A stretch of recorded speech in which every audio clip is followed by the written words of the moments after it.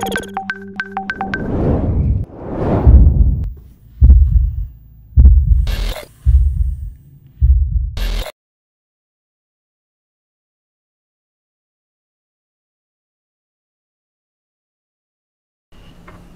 boleh satu nyawa pun terenggang sebuah negara, melainkan itu akan ada pertanggungjawabannya.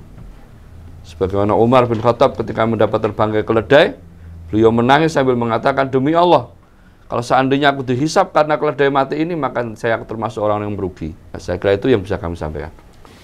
Tapi mungkin perlu kita kasih intermezzo ya, bahwa pada faktanya Ustadz Iman tidak semua naik ya.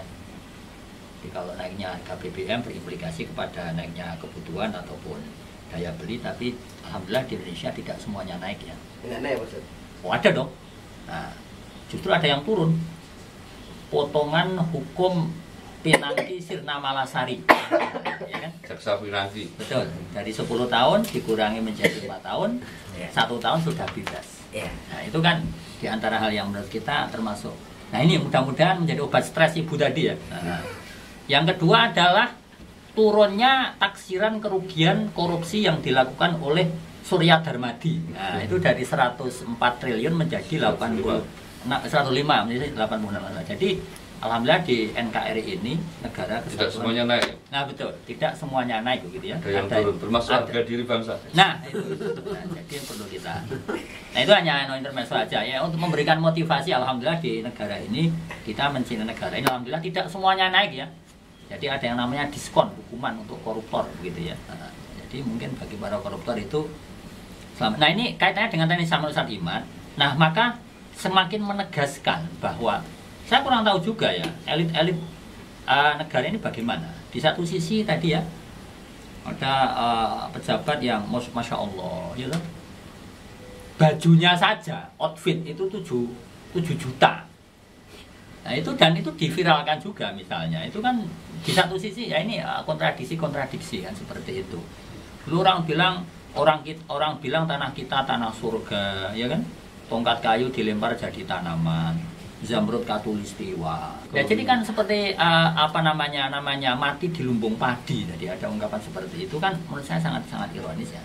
Sepakat dengan Ustaz Sigit tadi bahwa kulukum rohin tadi ya. Nah, jadi yang pertama unsur dari aspek ketatanegaraan, di mana peran negara di sini? Apakah hanya berperan ketika ada banjaan anggaran gitu kan? Di mana saat negara hadir dalam konteks ini? Itu satu. Yang kedua, masyarakat juga diakui atau tidak bahwa hadirnya media sosial itu kan dulu muncul dengan tujuan seperti jargon Nokia dulu ya, connecting people gitu kan. Bagaimana adanya media sosial ini, telepon, handphone, internet dan seterusnya itu agar silaturahim hubungan masyarakat itu semakin. Maka kemudian ada istilah yang sangat populer tapi sebenarnya untuk kita renungkan. Yang benar itu media sosial atau sosial media sih sebenarnya. Nah, itu sosial media itu beda bahasa Inggris, Pak. Nah ya, tapi secara gini, kalau media sosial itu kan artinya Twitter, Facebook, WA dan seterusnya itu kan hanya sebagai media kita untuk berhubungan bersilaturahmi antar warga. Sehingga media sosial sekarang berubah menjadi sosial media. Artinya apa? Justru kita itu sekarang bersosial lewat media, tidak secara langsung. Nah ini mungkin kita bertanya, di mana orang tua ibu, siapa tadi namanya Natalia tadi, suaminya, mertuanya, tetangganya, adiknya, kok bisa seperti itu? Mestinya kalau oke lah kita anggap negara memang hilang sudah sejak sebelum 17 Agustus 45 atau apa, mungkin memang negara itu hilang. Tapi ya nggak apa-apa lah negara hilang, pemerintahnya tidur waktu sidang atau apapun, ribut masalah anggaran dan seterusnya, ribut masalah politik. Anggaplah negara ini hilang.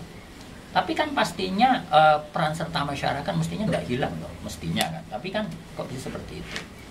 Nah jadi ada aspek tadi urusan tanggung jawab negara, tanggung jawab masyarakat, tanggung jawab suami yang tadi sudah diulang oleh Ustadz Iman. Orang itu, maka kemudian hadis Nabi ya, fadfar bidinin tarabat yadan. Jadi fadfar bidadidin tarabat yadan. Jadi memang kalau orang itu asasnya karena pertimbangan agama, tentu dengan rasa hormat ya. Kita misalnya taruhlah kita husnudzon berbaik sangka bahwa yang bersangkutan mungkin bukan seorang muslim misalnya. Tapi saya sangat yakin seyakinnya agama apapun gitu, kok sependek yang saya pahami tidak ada yang namanya merestui kekejaman terhadap anak kan seperti itu.